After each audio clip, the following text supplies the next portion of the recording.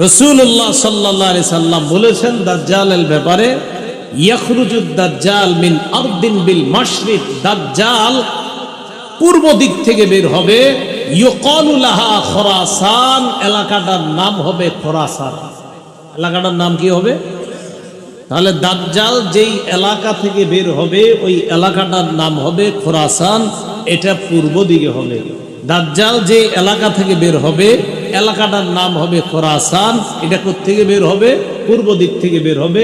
ইবনে মাজাহ 4072 নম্বর হাদিস, রাসূলুল্লাহ সাল্লাল্লাহু আলাইহি সাল্লাম বলেন দাজ্জাল পূর্ব দিক থেকে বের হবে, তার এলাকাটার নাম হবে খোরাসান। দাজ্জালের ব্যাপারে আসছে 40 দিন, 40 মাস বা 40 বছর, যেটা হোক 40 দিনের হায়াত নিয়ে দাজ্জাল দুনিয়াতে আসবে। কোন বর্ণনায় দেখবেন 40 বছর আছে, ইবনে মাজার এক বর্ণনায় 40 বছরের কথা আছে, বাকি কিছু বর্ণনায় 40 দিনের কথা আছে। 40 দিন হইলেও কিন্তু অবস্থা খারাপ। প্রথম দিনটা হবে 1 বছরের সমান, দ্বিতীয় দিনটা হবে 1 মাসের সমান, তৃতীয় দিনটা হবে 1 সপ্তাহের সমান, বাকি দিনগুলো হবে আমাদের দিনের মতোই। তো দাজ্জাল এইভাবে আপনার পৃথিবীর মধ্যে আত্মপ্রকাশ করবে। আর দাজ্জাল হবে আদম নবী থেকে যত সৃষ্টি আল্লাহ বানাইছে সবচেয়ে ভয়ঙ্কর সৃষ্টি। এগুলো হলো কিয়ামতের আলামত। নবীজি বলেন কিয়ামত ততক্ষণ সংগঠিত হবে না যতক্ষণ তোমরা ইহুদিদের সাথে লড়াই না করবা। দাজ্জাল আসবে, আসার পর এই দাজ্জালের সাথে ইহুদিরা যোগ দিবে, তাদের সাথে লড়াই হবে। এক পর্যায়ে হাত্তা ইয়াকুলাল হাজারু ওয়ারাআহু ইয়াহুদিয়ুন, পাথরের পিছনে ইহুদি লুকিয়ে থাকবে, ওই পাথর কথা বলা শুরু করবে আর বলবে ইয়া মুসলিমু হাদা ইয়াহুদিয়ুন ওয়ারাই, ও মুসলমান আমার পিছনে একজন ইহুদি লুকিয়ে আছে, ফাকতুলহু, হত্যা করো। পাথর বলবে মুসলমান আমার পিছে একটা লুকিয়ে আছে, ধরো এটা। দাজ্জালের সাথে এরা থাকবে, এদের সাথে লড়াই হবে। তো পাথর কথা বলবে। তাহলে কি বুঝলাম? কিয়ামতের আগে 10টা বড় বড় আলামত ঘটবে। এর মধ্যে যে উল্লেখযোগ্য বললাম, সূর্য উদিত হওয়া আর প্রাণী বের হওয়া, এটা কাছাকাছি সময়ে ঘটবে। ফুরাত নদী থেকে স্বর্ণের পাহাড় বের হবে, পাথর কথা বলবে, এই অবস্থা হবে। আল্লাহ আমাদের সকলকে যে কোনো ধরনের ফিতনার সময়ও যেন আমরা ঈমানকে মজবুত রাখতে পারি, আল্লাহ তৌফিক দান করেন। রাসূলুল্লাহ সাল্লাল্লাহু আলাইহি সাল্লাম বলেন 10টা বড় বড় নিদর্শন দেখা না যাওয়ার আগ পর্যন্ত কিয়ামত ঘটবে না। কয়টা? মুখস্থ করতে পারবেন না? 1 নম্বর তুলুউশ শামসি মিন মাগরিবিহা, সূর্য ওঠে কোন দিক থেকে? ডেলি। তো নবীজি বলেন তুলুউশ শামসি মিন মাগরিবিহা, পশ্চিম দিক থেকে সূর্য উঠবে। এটা কিয়ামতের আগে 10টা বড় আলামতের একটা। সূর্য কোন দিক থেকে উঠবে? দাজ্জাল,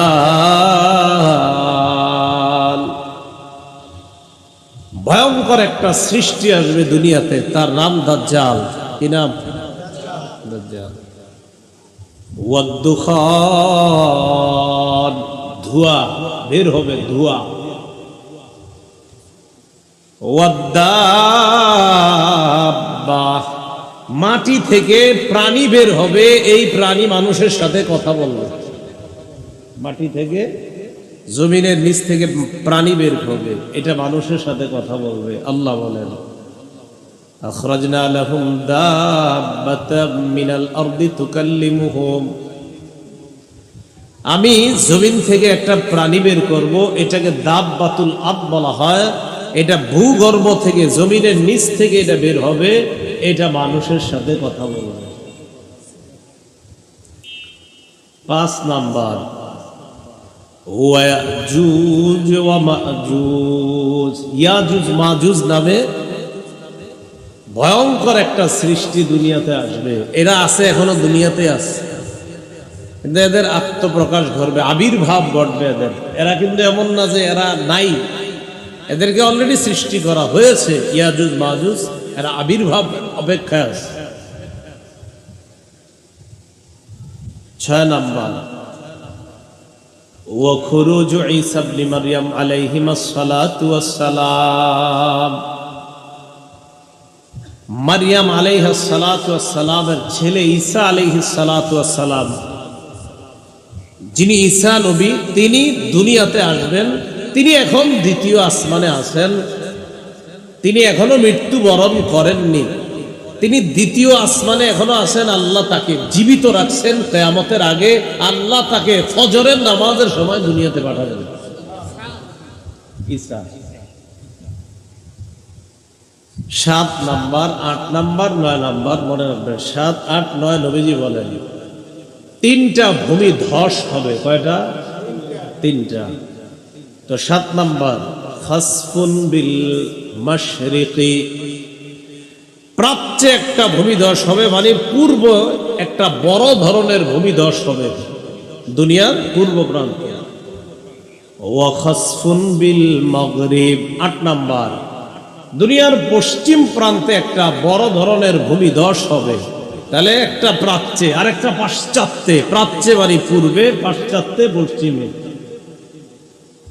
ওয়া খাসফুন বিজাজিরাতিল আরব, 9 নাম্বার, আরব উপদ্বীপে একটা বড় ভূমিধস ঘটবে। তাহলে দুনিয়ার পূর্ব পাশে একটা ভূমিধস ঘটবে বড়, পশ্চিমে একটা ভূমিধস ঘটবে, আর আরব উপদ্বীপের মধ্যে একটা ভূমিধস ঘটবে। কয়টা হলো? 9টা। 10 নাম্বার, ওয়া নারুন তাখরুজু মিন ক্বারি আদান আবিয়ান, এডেনের নিম্ন দেশ থেকে, বা আদানের একটা এলাকা আছে, এটার নিম্ন দেশ থেকে, ওইটার নাম হবে আবিয়ান। এই আবিয়ান নামক এলাকা থেকে একটা আগুন বের হবে।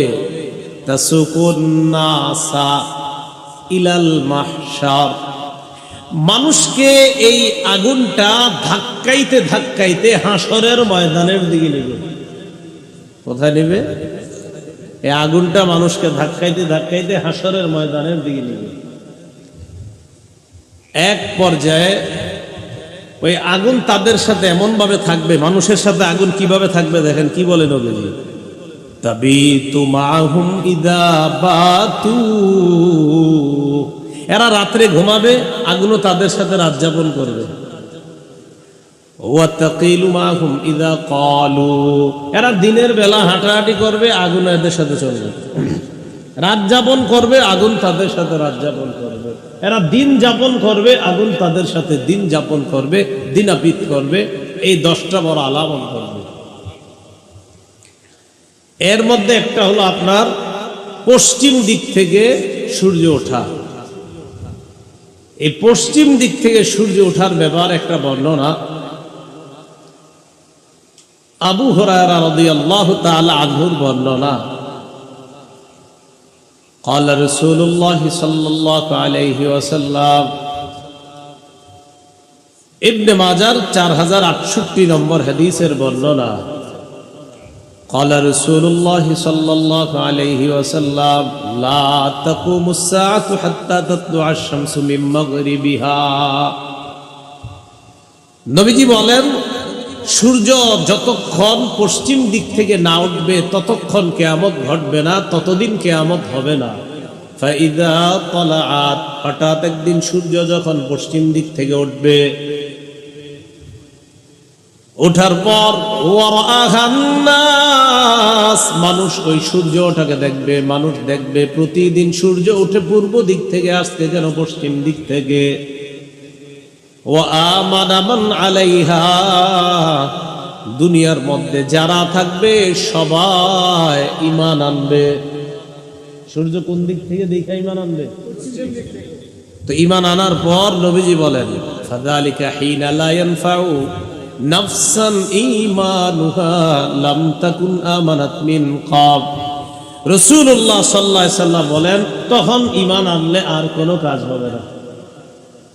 তাহলে মানুষ একদিন হঠাৎ দেখবে পশ্চিম দিক থেকে সূর্য উঠছে, সবাই ঈমান আনবে, হা হা, আরে নবীরা বলছে যে পশ্চিম দিক থেকে সূর্য উঠবে, তাহলে তো নবীর কথাই সত্য, জান্নাত সত্য, জাহান্নাম সত্য। তখন বলবে আল্লাহ আপনারে বিশ্বাস করলাম, নবীর উপর ঈমান আনলাম।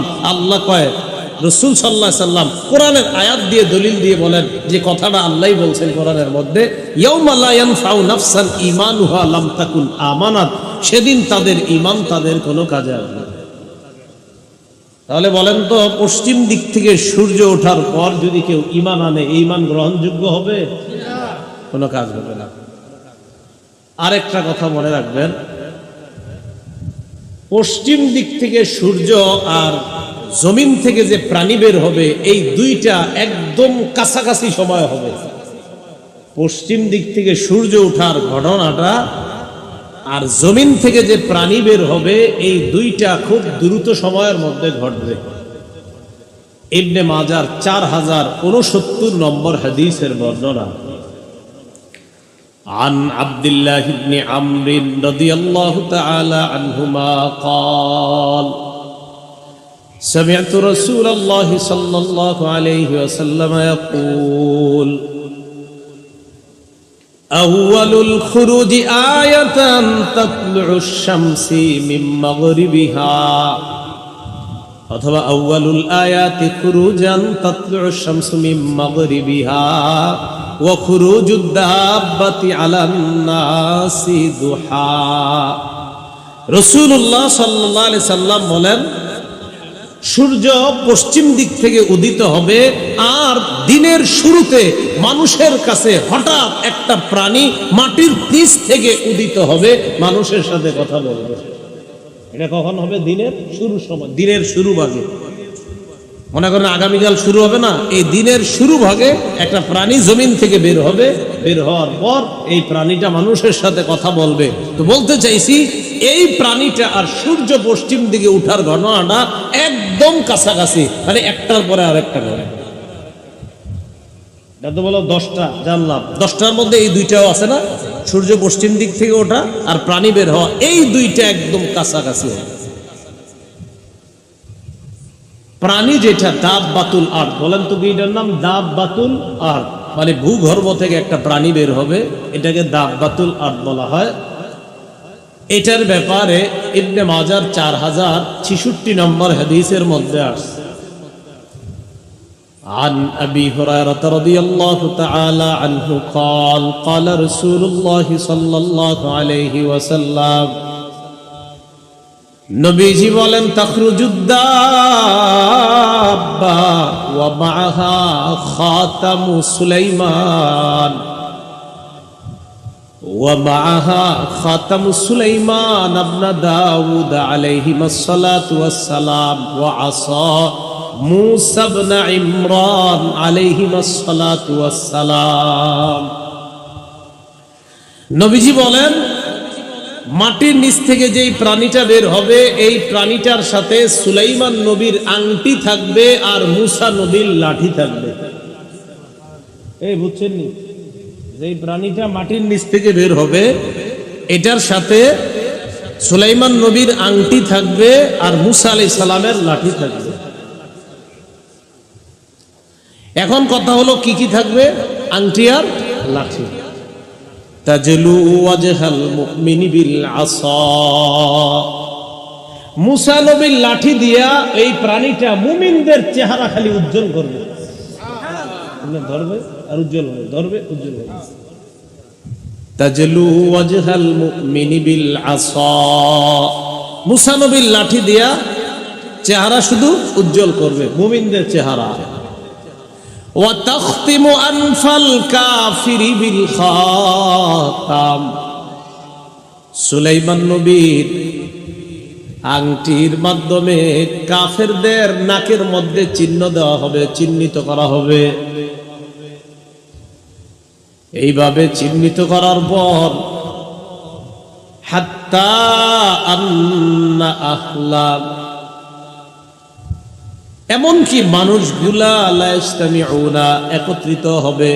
ফায়াকুলু হাযা ইয়া মুমিন ওয়া ইয়াকুলু হাযা ইয়া কাফির, মানুষ একত্রিত হয়ে ওই যে মুসা নবীর লাঠি আর সুলাইমান নবীর আংটি, একটার কারণে চেহারা উজ্জ্বল হলো ইমানদারদের, আরেকটার কারণে বেঈমানদের নাকের মধ্যে আরো চিহ্নিত করা হয়েছে এটা বেঈমান।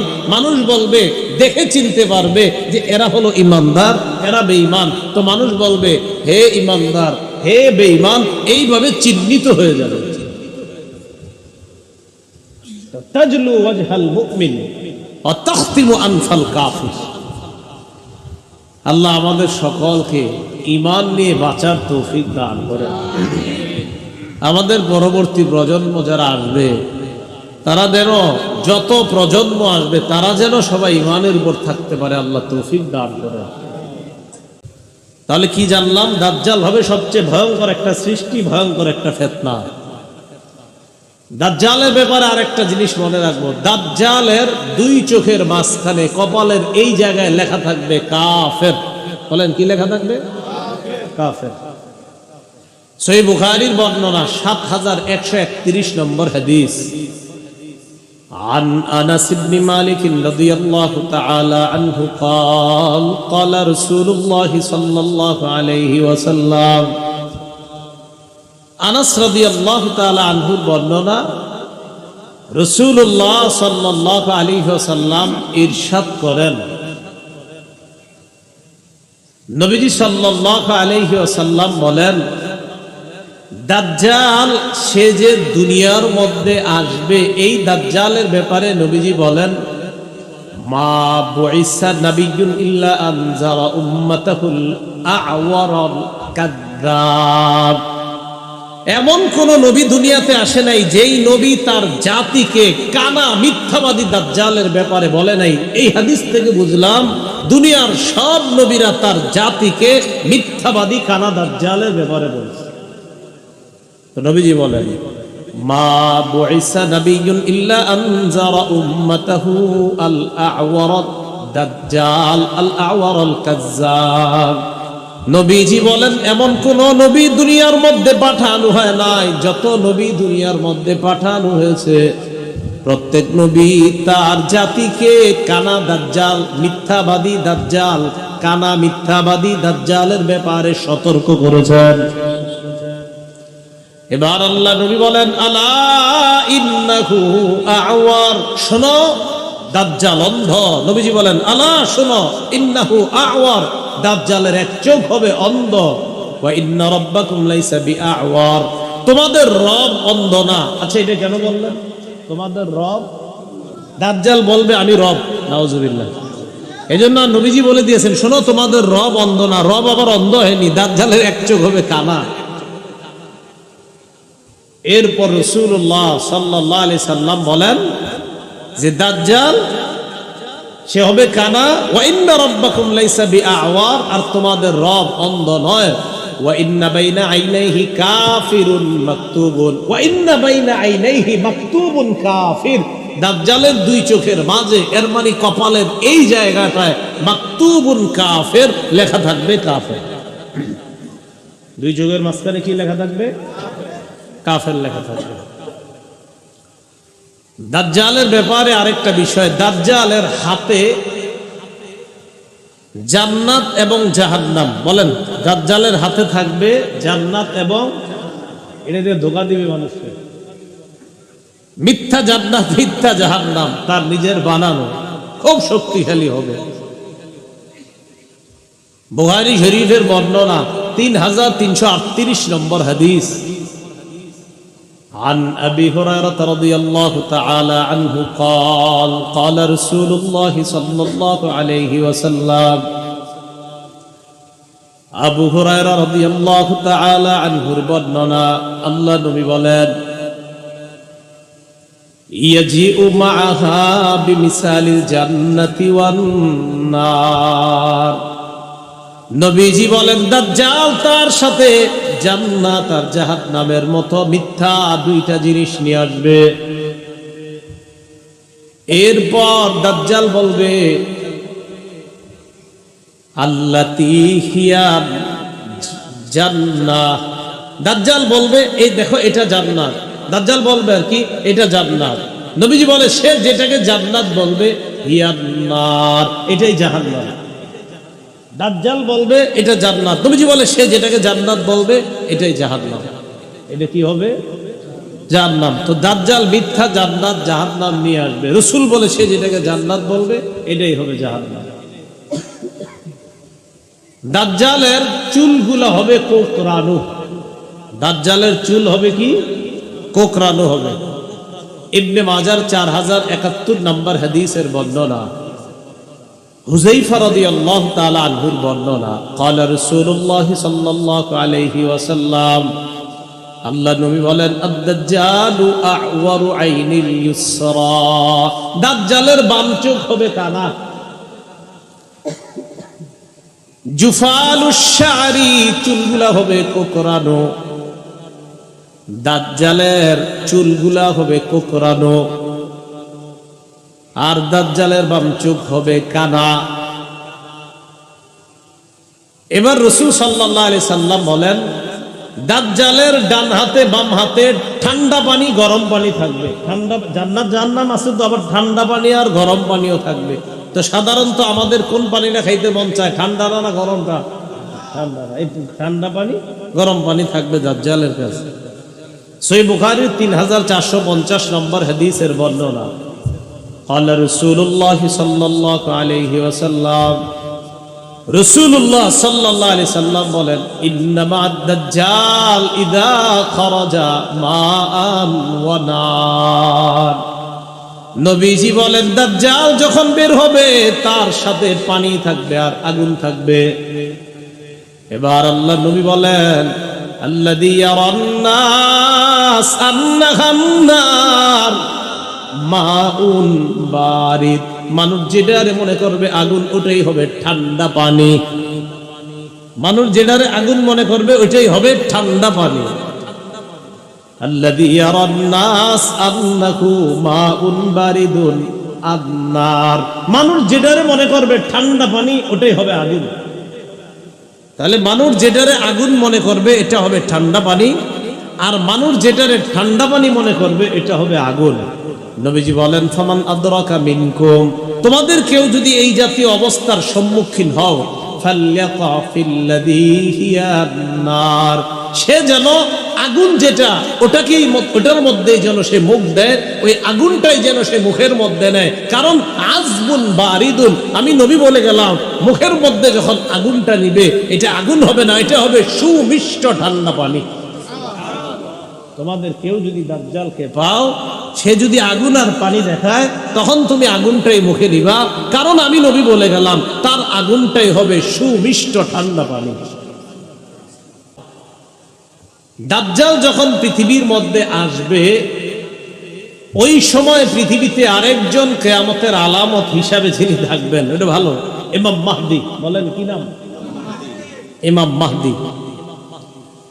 ইমাম মাহদী আগে থেকেই থাকবেন। ইমাম মাহদীর ব্যাপারে আমাদের আকীদাটা ভালো করে মনে রাখবেন। আপনাদের এই এলাকার একজন হঠাৎ বলে ফেললো আমি ইমাম মাহদী, কথার কথা বলে, এরকম বলতেছে অনেকে, দেখবেন হঠাৎ হোমনা থেকে যদি একজন বলে ফেলে আমি ইমাম মাহদী, আপনাকে অনেকে বলবে হইতেও পারে না, কথার কথা।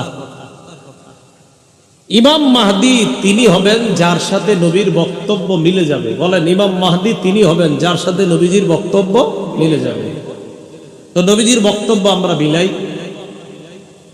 ইবনে মাজার 4083 নম্বর হাদিসের বর্ণনা, عن أبي سعيد الخدري رضي الله تعالى عنه أن رسول الله صلى الله عليه وسلم قال يكون في أمتي المهدي إن قصر فسبع وإلا فتسع।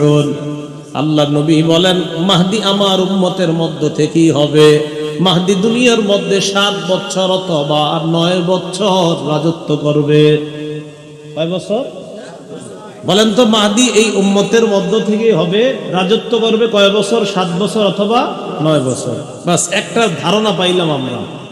এবার আরেকটা ধারণা, মাহদি পুরা পৃথিবীতে ইনসাফ এবং ন্যায় বিচার প্রতিষ্ঠিত করবেন। পুরা পৃথিবীতে ইনসাফ ন্যায় বিচার প্রতিষ্ঠিত করবেন। আবু দাউদ শরীফের 4285 নম্বর হাদিসের বর্ণনা, 4285 এই হাদিসের মধ্যে আছে। এটার বর্ণনাকারী আবু সাঈদ খুদরি রাদিয়াল্লাহু তাআলা আন্না রাসূলুল্লাহ সাল্লাল্লাহু আলাইহি ওয়াসাল্লাম قال নবীজি বলেন আল মাহদিয়্যু মিন্নি, মাহদি হবে আমার বংশের। নবীজি বলেন মাহদি হবে আমার বংশের। এরপর আল্লাহ নবী বলেন আমার বংশের মাহদি হবে। মাহদি যখন দুনিয়ার মধ্যে আসবে, আসার পর আজলাল জাবহা, কপালটার দিকে তাকাইবা, তাকায় দেখবা মাহদির কপালটা হবে চওড়া উজ্জ্বল। আকনাল আনফি, নাকটা হবে উঁচু। মাহদির কপাল হবে উজ্জ্বল, নাক হবে উঁচু। এরপর নবীজি সাল্লাল্লাহু আলাইহি ওয়াসাল্লাম বলেন ইয়ামলিকু ফিল আরদ, ইয়ামলাউ ফিল আরদি কিসতান ওয়া আদলা কামা মুলিআত যুলমান ওয়া জাওরা। পুরা পৃথিবী যেমন জুলুম নির্যাতনার পাশবিকতায় ভরে যাবে, মাহদি এসে জুলুমের বিপরীতে পুরা দুনিয়াতে ইনসাফ কায়েম করবে। তাহলে মাহদির ব্যাপারে দুইটা বিষয় জানলাম, 7 বছর বা 9 বছর রাজত্ব করবে। আরেকটা জানলাম তার কপাল হবে চওড়া, নাক হবে উঁচু। তিনি মুহাম্মদ সাল্লাল্লাহু আলাইহি সাল্লামের বংশ থেকে হবে। মুহাম্মদ সাল্লাল্লাহু আলাইহি সাল্লাম বংশ মানি ফাতেমার বংশ থেকে, ফাতেমার বংশ মানি হযরত হাসানের বংশ থেকে। বলছিলাম যিনি মাহদি হবেন তাকে আল্লাহ এক রাতে খেলাফতের যোগ্য বানাবেন। এই কথাগুলো কেন বলার প্রয়োজনীয়তা দেখা দিচ্ছে, ফেসবুকটা যারা ব্যবহার করেন এত বেশি আপনারা এগুলা লেখালেখি করেন, মনে হয় যে ইমাম মাহদি কালকে সকালে আইসাবে, এরকম একটা। অনেকে তো আগামী বিভিন্ন শুক্রবারে কিয়ামত নিয়ে আসেন।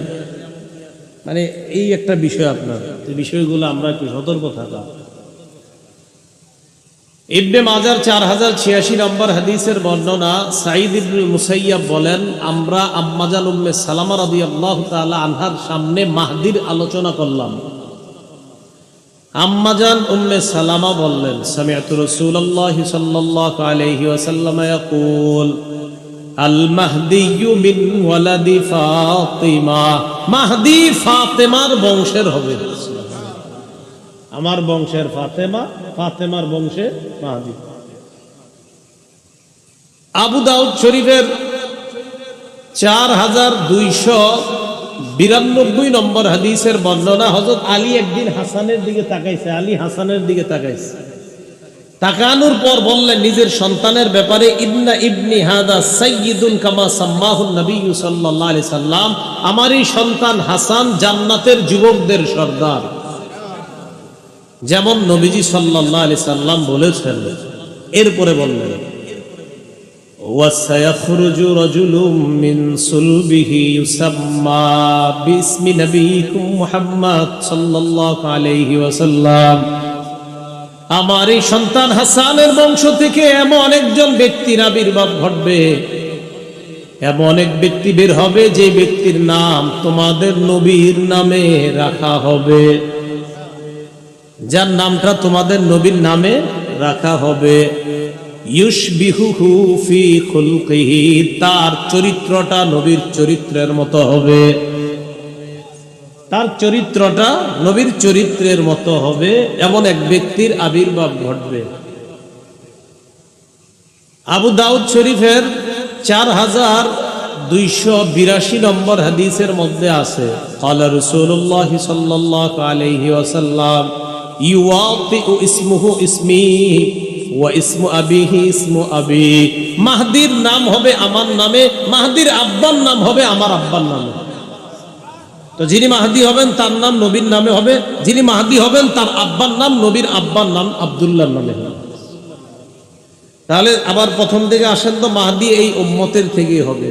মাহদি 7 বছর বা 9 বছর রাজত্ব করবে। মাহদির কপাল হবে চওড়া, মাহদির নাক হবে উঁচু। মাহদিকে এক রাতে আল্লাহ খেলাফতের যোগ্য বানাবেন। মাহদি পুরা পৃথিবীতে ইনসাফ প্রতিষ্ঠিত করবেন। মাহদি হযরত ফাতেমা তথা হযরত হাসান রাদিয়াল্লাহু তাআলা আনহুর বংশ থেকে হবেন। মাহদির নাম হবে আমাদের নবীর নামে, আর মাহদি যিনি হবেন তার আব্বার নাম হবে আমাদের নবীর আব্বার নামে।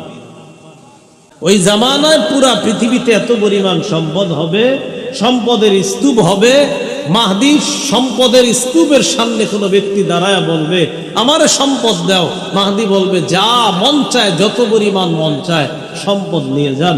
এই অবস্থা হবে তখন। ওই সময় যখন দাজ্জাল আসবে, আসার পর দাজ্জাল আর মাহদীর এই যুগ চলতেছে। একদিন হঠাৎ ফজরের নামাজের সময় ঈসা আলাইহিস সালাতু ওয়াস সালাম দুনিয়াতে আসবে। আসার পর ঈসা আলাইহিস সালাম, মাহদী তারা একসাথে হয়ে দাজ্জালের বিরুদ্ধে যখন লড়াই করবে, দাজ্জাল ঈসা নবীরে দেখা মোমের মতো গলে যাবে। দাজ্জাল মোমের মতো গলে যাবে। দাজ্জাল দুনিয়া থেকে ধ্বংস হয়ে যাবে, বিদায় হয়ে যাবে। এই দাজ্জালের ফিতনা যাবে, ইয়াজুজ মাজুজের ফিতনা, এরা বের হবে। এত ভয়ঙ্কর অবস্থা হবে দুনিয়ার। ঈসা আলাইহিস সালাম আল্লাহর কাছে দোয়া করবে। দোয়া করার পর তাদের মৃত্যু হবে, তাদের ধ্বংস হবে। এক জাতীয় পোকা তাদের এখানে আক্রমণ করবে। এই পোকা আক্রমণ করার পর সব মারা যাবে। এরা মারা যাওয়ার পর ঈসা নবীর দোয়ায় বৃষ্টি হবে। বৃষ্টি হওয়ার পর পুরা পৃথিবীটাকে আল্লাহ আবার নতুন করে সজীব করবেন। পুরা পৃথিবীটা আল্লাহ আবার সৌন্দর্যতায় পরিপূর্ণ করে দিবেন। এইভাবে চলতে থাকবে। চলতে চলতে আবার মানুষের মাঝে আপনার জুলুম নির্যাতন শুরু হবে, আবার শুরু হবে। জুলুম নির্যাতন হইতে হইতে এক পর্যায়ে পৃথিবীর মানুষগুলা সবচেয়ে নিকৃষ্ট মানুষে পরিণত হবে। বুঝলেন, ঈসা নবীর সময় সবচেয়ে ভালো হয়ে গেল, হওয়ার পর আস্তে আস্তে আস্তে আস্তে আস্তে আবার খারাপ হয়ে যাবে। আবার যখন মানুষগুলা খারাপ হয়ে যাবে, খারাপ হয়ে যাওয়ার পর মানুষগুলা যখন সবচেয়ে নিকৃষ্ট মানুষে পরিণত হবে, তখন কি ঘটবে? রাসূলুল্লাহ সাল্লাল্লাহু আলাইহি সাল্লাম বলেন, লা ইয়াজদাদুল আমরু ইল্লা শিদ্দাতান ওয়ালাদ দুনিয়া ইল্লা ইদবারা ওয়ালাদ নাসু ইল্লা শুহা। নবীজি বলেন, দিনের পর দিন প্রতিটা বিষয় কঠিন হয়ে যাবে। দুনিয়ার মধ্যে অভাব অনটন দেখা দিবে, মানুষগুলা বড় কৃপণ হবে। ওয়ালা তাকুমুস সাআ ইল্লা আলা শিরারিন নাস, সবচেয়ে যে নিকৃষ্ট মানুষগুলা থাকবে তাদের উপর কিয়ামত সংঘটিত হবে। সবচেয়ে নিকৃষ্ট মানুষগুলোর উপর কি হবে? কিয়ামত সংঘটিত হবে। কিয়ামতটা হবে শুক্রবারে। বলেন কি বারে? তবে কোন বছর কোন শুক্রবারে এটা আল্লাহ জানেন। কোন বছরের কোন শুক্রবার এটা কে জানেন? এটা আল্লাহ জানেন। বাকি শুক্রবারে হবে। রাসূলুল্লাহ সাল্লাল্লাহু আলাইহি সাল্লাম বলেন, খায়রু ইয়াউমিন তালাআত ফিহি শামসু ইয়াউমুল জুমআ, দিনের মধ্যে সবচেয়ে শ্রেষ্ঠ দিন হলো জুমার দিন। ফিহি খুলিকা আদম, জুমার দিন আদম নবীকে সৃষ্টি করা হয়েছে। ফিহি উদখিলাল জান্নাহ, জুমার দিন আদম আলাইহিস সালাতু ওয়াস সালামকে জান্নাতে প্রবেশ করানো হয়েছে। ওয়া ফিহি উখরিজা মিনহা, জুমার দিন আদম নবীকে জান্নাত থেকে বের করা হয়েছে। নবীজি বলেন, ওয়ালা তাকুমুস সাআতু ইল্লা ফি ইয়াউমিল জুমআ, কিয়ামতটা যেদিন ঘটবে ওই দিনটাও হবে জুমার দিন। তাহলে কিয়ামতটা হবে কি বারে? জুমার দিন। বাকি কোন জুমার দিন কোন বছর এটা আল্লাহ জানে। কিয়ামত জুমার দিনে ঘটবে। সবচেয়ে নিকৃষ্ট মানুষের উপর কিয়ামত ঘটবে। আর কিয়ামত ঘটার আগে কিছু আলামত ঘটবে। এই আলামতগুলা হলো যে আলামতগুলা বললাম, একের মধ্যে আলামতগুলা একের পর এক ঘটতে থাকবে। তো কিয়ামতের আলামতগুলা যখন ঘটবে, ওই জামানায় রাসূলুল্লাহ সাল্লাল্লাহু আলাইহি সাল্লাম বলেন যে ফিতনা আমার উম্মতের কাছে এমন ভাবে আসবে, ইউসবিহুর রাজুলু মুমিনা ওয়া ইউমসি কাফিরা, মানুষ সকালবেলা ঈমান নিয়ে ঘর থেকে বের হবে, বিকালে বেঈমান হয়ে যাবে। ওয়া ইউমসি মুমিনা, মানুষ বিকালে ঈমানদার থাকবে। ওয়া ইউসবিহু কাফিরা, সকালে তার ঈমানটা চলে যাবে, এটা সে জানবেও না। এমন একটা পরিস্থিতি ছয়ে যাবে আমার উম্মতের জন্য। তো ওই কঠিন মুহূর্তগুলা, ফিতনাগুলা এখনই আমাদের উপর একের পর এক আসতেছে, আবার যাচ্ছে। এই সময়ে ইমানের উপর অটল থাকাটা, এটাই হবে জীবনের সবচেয়ে চ্যালেঞ্জের বিষয়, যে ঈমান নিয়ে বাঁচতে পারা, ঈমান নিয়ে মরতে পারা। আল্লাহ পাক রব্বুল আলামিন আমাদের সকলকে কিয়ামতের আগে যে ঘটনাগুলা ঘটবে, এই জাতীয় ঘটনা যেন আমাদেরকে ঈমান থেকে দূরে সরায়া দিতে না পারে, আল্লাহ আমাদের সকলকে মজবুতির সাথে ঈমানের উপর অটল থাকার তৌফিক দান করেন।